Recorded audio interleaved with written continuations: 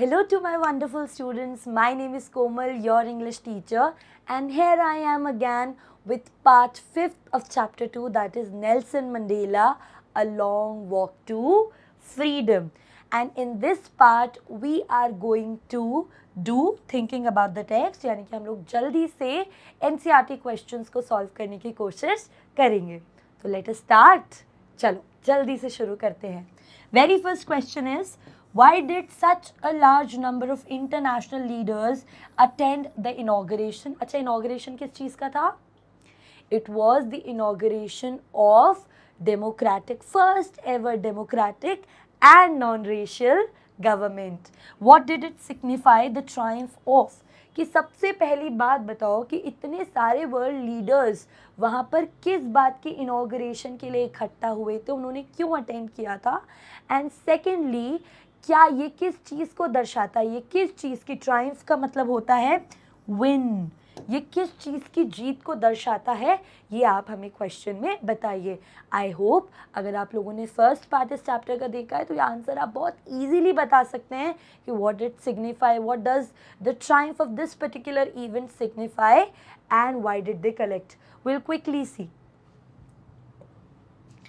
A large number of international leaders attended the inauguration to pay their respects to the newly formed government that was freely and fairly elected. देखो, जो इतने सारे world leaders वहाँ पर आए थे वो सिर्फ अपने ऑनर्स, अपने रिस्पेक्ट्स पे करने आए थे. किसके लिए? जो पहली बार गवर्नमेंट वहाँ पर फॉर्म हुई थी. उससे पहले आज तक सिर्फ वाइट्स को अलाउड था गवर्नमेंट फॉर्म करना. उससे ज़्यादा whites were only allowed to vote and to I would say to offer their candidature for becoming the MLA or MP of that particular legislative group. तो वहाँ पर पहले blacks को participation ही allowed नहीं था. Blacks were not allowed, they were having no political rights. But अब इस बार जो सरकार बनी थी वो फेयरली यानी कि जस्टिस और इक्वालिटी के साथ क्या हुई है, वो इलेक्ट हुई थी, क्योंकि अब ब्लैक्स को पार्टिसिपेट भी करने दिया गया है एंड उनको अलाउ था कि वो भी इलेक्शंस में खुद का नाम दे सकते थे. So these world leaders across the world, वो सब लोग वहाँ आए थे ताकि वो साउथ अफ्रीका को कह सकें, वो अपना रिस्पेक्ट दे सकें that they have been through a lot and what ever they have achieved today they surely deserve it. So in order to pay their respect, the world leaders have gathered around the soil of South Africa. And what does it signify? It signified the triumph of human freedom and democracy. ये democracy और human independence and freedom को दर्शाता है कि हमें लोगों को कभी भी बांध कर नहीं रखना चाहिए. हर इंसान के पास अगर वो अर्थ पे एग्जिस्ट करता है by the will of God, he or she has right for the full freedom and for the full democracy. It also signified the importance of political independence. देखो, बहुत लोगों को लगता होगा जिनके पास वोटिंग का राइट्स है कि हम क्यों ही वोट देने जाएं, क्या हम लोग अपना इतना टाइम वेस्ट करें वोट देके. लेकिन पॉलिटिकल इंडिपेंडेंस आपको ओवरऑल इंडिपेंडेंट रखने के लिए बहुत इंपॉर्टेंट होता है. अगर आप अपना ओपिनियन अपने रिप्रेजेंटेटिव को चूज़ करने में नहीं लगाएंगे तो एक दिन वो रिप्रेजेंटेटिव आपके सारे राइट्स छीन लेगा. So this is why it shows that how people take it very lightly just to vote, why we should go to vote. But voting, having a political right to offer your candidature for the elections, these are your political rights and they are very important and very valuable in any country for any citizen. So this is what it signified. Let us move to the next question. What does Mandela mean when he says he's simply the sum of all those African patriots who had gone before him? Mandela के हिसाब से उसका क्या मतलब था जब उसने कहा I am the sum of all those African patriots who had been gone before me, who had gone before me, जो मेरे पहले इस देश से जा चुके हैं. उससे इस लाइन से क्या मतलब था? I have taught you this particular part very carefully. बहुत अच्छे से हम लोगों ने सारा इसका चीज़ समझा था जब नाम आए थे ना, ओलिवर टिम्बोज, ब्रैम फिशर, वही रॉबर्ट, वो सारे नामों से रिलेटेड है ये क्वेश्चन. याद आ रहा है कुछ? Very good. चलो अब जल्दी से देखते हैं कि इसका आंसर क्या होगा. By saying that he is simply the sum of all those African patriots, Mandela wants to pay his tribute to all the people who have sacrificed their lives for the sake of freedom.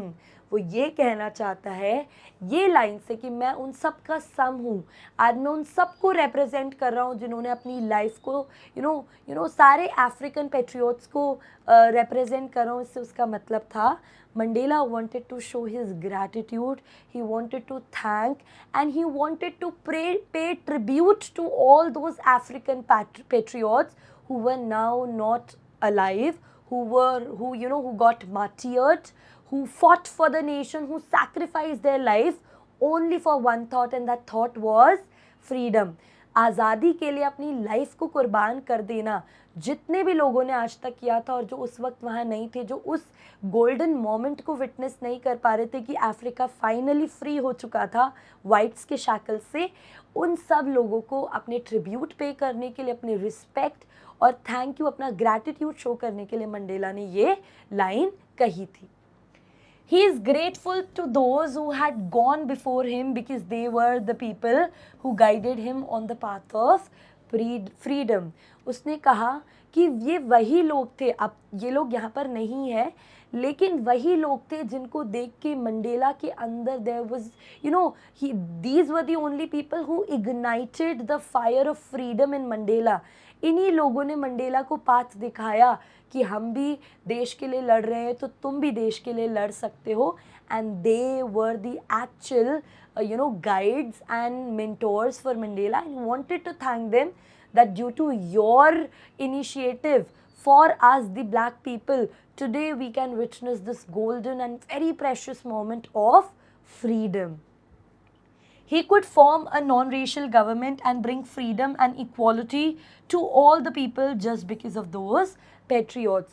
उस दिन 10th मई 1994 को कुछ भी हो रहा था, अगर एक फेयरली इलेक्टेड गवर्नमेंट बन रही थी, अगर सबके पास पॉलिटिकल राइट्स थे, अब अगर वाइट्स के ऊपर कोई भी स्लेवरी नहीं प्रैक्टिस कर सकता था, ब्लैक्स के ऊपर अगर कोई भी स्लेवरी प्रैक्टिस नहीं कर सकता था, या अगर ब्लैक्स के ऊपर अब किसी भी तरीके की बाउंडेशन या रेस्ट्रिक्शन नहीं थी, तो ये सारी चीज़ें किसकी अचीवमेंट थी?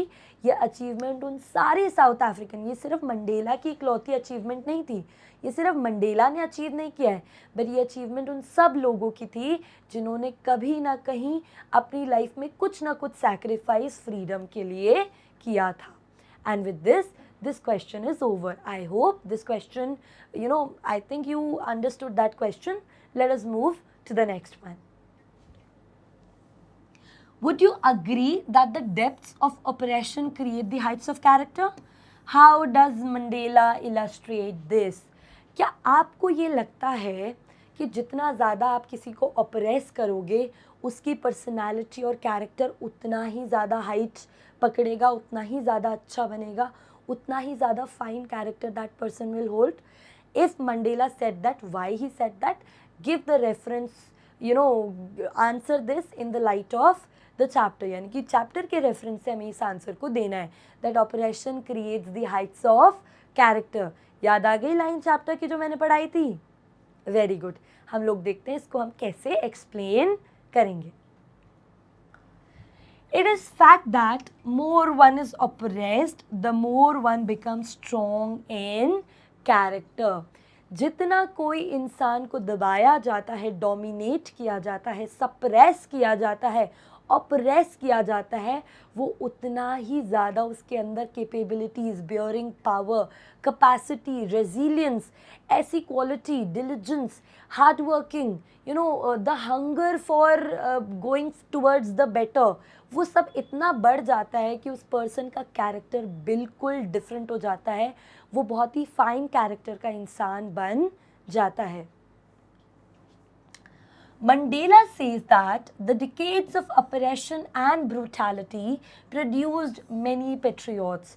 कि decades, कितने सालों से जो तुम वाइट्स के लिए वो कह रहा है कि जो वाइट्स हम पर अत्याचार करते रहे, जिस तरीके की ब्रूटैलिटी एंड सप्रेशन को हमने फेस किया है, जिन इनह्यूमेन कंडीशंस में हमने हमारी लाइफ को इतने सालों से गुजारा है, उसने हमारे को जेम लाइक पीपल दिए हैं, एंड दोज पीपल वर उसी ब्रूटैलिटी ने has given birth to a lot of patriots, and उन पेट्रियोट्स का नाम क्या है? Oliver Tambos, Walter Sisulus, Chief Luthulis, Yusuf Dadoos, Bram Fischers, Robert Sobukwes, यही सारे कैरेक्टर्स, ये सारे कैरेक्टर्स क्यों थे वहाँ पर? क्योंकि उनके ऊपर ऑपरेशन इतना ज़्यादा हुआ था that operation created amazing characters, amazing personalities, and the names are also given. I hope this question is, now it is now easy for you, and you will be able to write an elongated answer for the same. Okay, let us move to the next one. How did Mandela's understanding of freedom change with age and experience? कैसे Mandela की understanding of the freedom, कैसे Mandela freedom के बारे में पहले क्या सोचता था जब वो छोटा था, फिर बड़ा हुआ तो क्या सोचता था? How did the meaning of freedom change continuously? how it was a transitory and honorable freedom for Mandela? This is what we are supposed to answer. Let us look. First, Mandela thought that the personal freedom, like doing what one liked, okay, so सबसे पहले Mandela को freedom क्या लगता था कि if someone is allowed to do what he likes, that is what freedom is. As he grew older, freedom to raise a family and freedom to earn livelihood started in his mind. जैसे वो बड़ा हुआ, adulthood उसने job करने लगा, तो जो thought होता है to have a family, to earn as per his own potential, to have a respectable life, to get paid similarly for the similar work, this is started taking a grip of his mind. In thoughts ने उसके mind का grip लेना शुरू किया. Later he realized freedoms as indivisible. बाद में उसे ये भी realize हुआ जब उसको देखा कि उसके पास थोड़ी freedom थी तो वो enjoy नहीं कर पाता था, और लोग अगर बंधे हुए होते थे, shackled होते थे, if they were enslaved, तो मंडेला को तब समझ में आया कि यार freedom is indivisible. Freedom is a whole concept. Freedom cannot be broken into parts. Freedom is indivisible. It is a whole concept. एक पूरा concept है, इसको divide आप नहीं कर सकते. He understood that he should try not only for his freedom but the freedom of all blacks, freedom from fear and prejudice, so that we can say with age and experience his perspective about freedom widened. Mandela ने सोचा कि उसको सिर्फ खुद की freedom के लिए नहीं लड़ना चाहिए, he should fight for the freedom of all the blacks who were surviving in that racial regimentation, under that racial regimentation. And he also thought that we should make the humankind free from prejudice. यहाँ पे लिखा हुआ है ना, fear and prejudice. Whites के अंदर prejudice था for black कि these black people are they are the people of lesser race, कि ये लोग ये they are born because they are black in color, तो भगवान ने इन्हें बनाया ही हमें सर्व करने के लिए. उस प्रेजुडाइज से लोगों को मुक्त करना था, और फियर से कि आपको अपने राइट्स के लिए लड़ना चाहिए. No matter what, if you think that you are right, your opinion has weight, has gravity, तो आपको वो ओपिनियन रखना चाहिए और अपने हक के लिए लड़ना चाहिए. इनजस्टिस के खिलाफ हमेशा आवाज़ उठानी चाहिए. And this is what Mandela thought, that he should work for this kind of freedom. And we can simply say इन्हीं सब चीज़ों की वजह से हम लोग ये कह सकते हैं कि मंडेला का पर्सपेक्टिव एज दर एज, जब वो बच्चा था तब उसका अलग था, जब वो बॉय बना तब अलग हुआ, जब वो एडल्ट बना तब अलग हुआ, एडल्ट बनने के बाद उसको जो फ्रीडम का इनडिविजिबल कॉन्सेप्ट समझ में आया वो भी बिल्कुल अलग था. ओके, तो with age and time he got different perceptions of freedom. I hope you understood this question. Let us move to the next one. How did Mandela's hunger for freedom change his life? कैसे Mandela का जो hunger था, जो भूख था for freedom had change his life, कैसे how तुम लोगों ने ये पिछले हम लोगों ने एंड पार्ट में पढ़ा था that all these things actually animated my life in a way that I never expected. Mandela said that. So this is what we are going to answer quickly. Mandela's hunger for freedom changed him into a great man, a statesman and a visionary.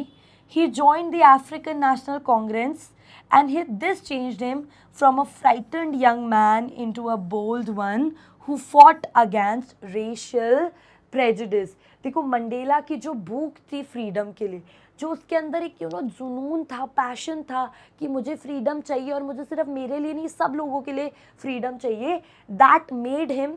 अब पहले तो वो एक attorney था, अब एक बहुत बड़ा he had become a man of great character. He turn himself into a statesman, यानी कि पॉलिटिक्स ज्वाइन किया उसने, और वो एक बहुत ही विजनरी मैन बना क्योंकि उससे पता था कि what ever he will think today with the help of other African patriots and with a resolute mindset he will change his vision into the reality. और उसने वैसा ही किया. उसने साउथ अफ्रीका को फ्रीडम दिलवाने में बहुत ज़्यादा मेहनत की और उसने क्या किया, अफ्रीकन नेशनल कांग्रेस ज्वाइन कर ली and this changed his life upside down. Earlier he was a frightened young man. पहले वो डरा सा, सहमा हुआ सा अटॉर्नी, लॉ अबाइडिंग अटॉर्नी था, बट अब वो क्या बन चुका था, he turned into a bold man who could fight anyone for his rights, जो कि किसी से भी लड़ सकता था खुद के राइट्स के लिए. He was a law-abiding attorney, but now he became a criminal. A family-loving husband was turned into a man without a home, and a life-loving man was to live like a monk. We would see कि पहले वो एक law abiding, वो law को मानने वाला एक lawyer था, लेकिन अब वो क्या बन चुका था, अब वो एक क्रिमिनल बन चुका था. He used to love his family, he used to love his wife. He was a nice husband, nice son, nice father, good man, a duty bound person towards his family. But then he had to leave his home, he had to give up everything in order to realize his dream of freedom. At the end, he was a life loving man. He loved life, he loved people around him, he loved a comfortable home. Who doesn't, right? हर किसी को आसान comfortable life पसंद होती है और Mandela को भी वही पसंद थी.